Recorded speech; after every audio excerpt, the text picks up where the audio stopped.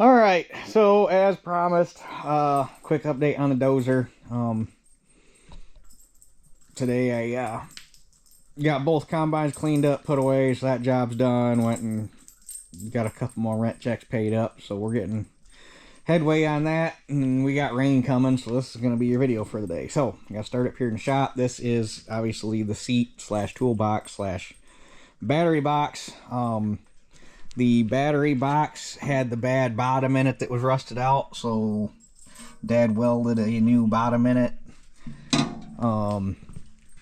Toolbox is fine. He took the light out. It was up here. Is it still up here? That might have went back. That's the back. That light might have went back down to the barn. The light he redid. And then the back on it had a big bow in it and the cushion wouldn't fit right, and Dad didn't like that, so he just had a whole new back cut. And he welded new pins on it for the seat cushion, so he just did that today. New battery box, or new battery hold down. That's a piece of mat that's going to go in the bottom of the battery tray. In the manual, it's actually a block of wood, but the rubber's going to last longer and probably provide more shock resistance. So that is the seat assembly. I think that's everything up here for it. So now we can go back down to the barn. Okay, so new fuel tank, and he lined it. So new fuel tank with a brand new fuel tank cap bung.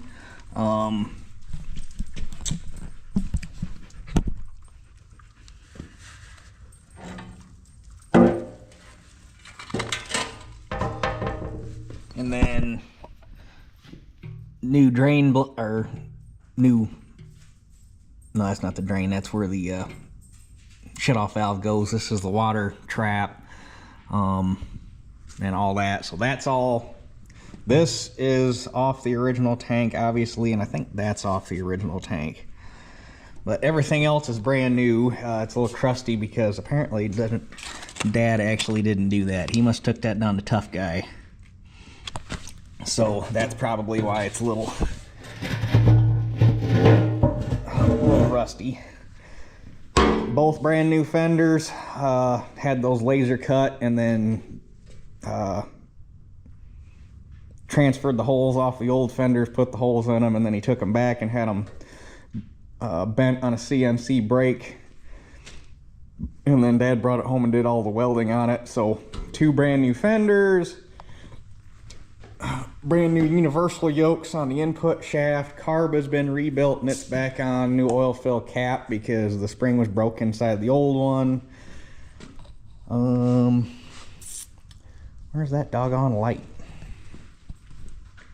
Oh, there's the light that goes in the back of the toolbox. We already talked about the lever for the hydraulic valve. That hasn't changed. I think that's got y'all up to speed.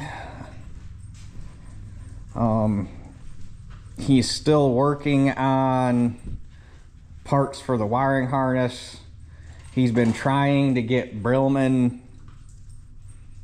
Brillman has been less than helpful on this thing, by the way. I told him about Ag Express. I don't know if he ever called them yet or not. But Brillman, nothing on this is anywhere, well, as far as like fitment, nothing on this is the same as a tractor harness. But like wire size and connection or connector types and stuff like that, all of that should be the same as a tractor. Just length and locations of where things jot off the harness and all that is going to be different. So all Dad wanted to do is say, hey, because they make a harness for a 430 case. Pretty similar. Not the same, but similar. So all Dad wants them to tell him is what wire gauges they use in the harness, what color of wire they use in the harness, you know, stuff like that, so that Dad can order all the stuff from Brillman, as far as the wire, the correct wire loom, the correct connectors, all that stuff that he can order from Brillman to make a new wiring harness for this. And Brillman will not tell him squat. Dad's like, I'm gonna buy the parts from you, I just need to know what material I need. They won't tell him. I don't know if he's got that sorted out yet or not, but that was the last hang up. He's getting paint matched. He might have already got it, but I don't see it down here, but it wouldn't be down here anyway because it's too cold. He's got paint matched for the fenders, the tank, the seat. That's the bottom of what's left of the bottom of the battery box. Then the old fenders.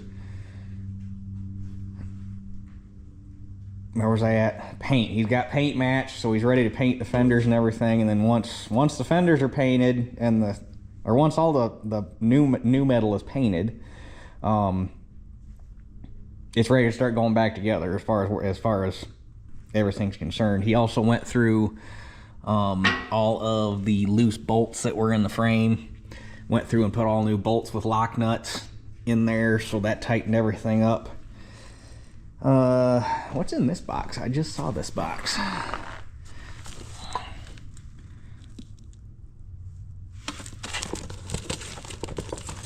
Oh, hydraulic filter.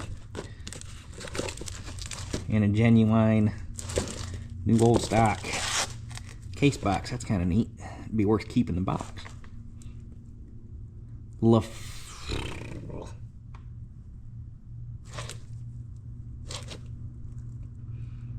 That doesn't sound like the name of a dealer. It sounds like a street address. LaForest and McLean Drive, Timmins, Ontario.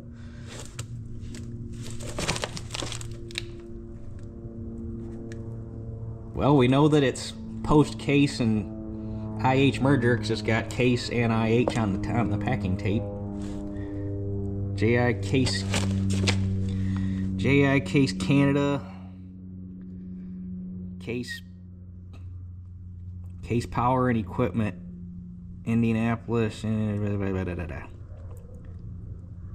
all sorts of neat stuff on that little box. Anyhow, I think that brings you up to speed. I don't think we've missed anything that wasn't talked about in one of the previous videos. So, harvest is kind of, like I say, I've been trying to not use Dad a whole lot this harvest because he's been plugging away at this rather steadily, and I wanted him to be able to keep working on this, so he's made quite a bit of progress. But anyhow, I think that gets you to where she's at right now. So with that being said, that's it for this one. I'll catch you guys on the next one.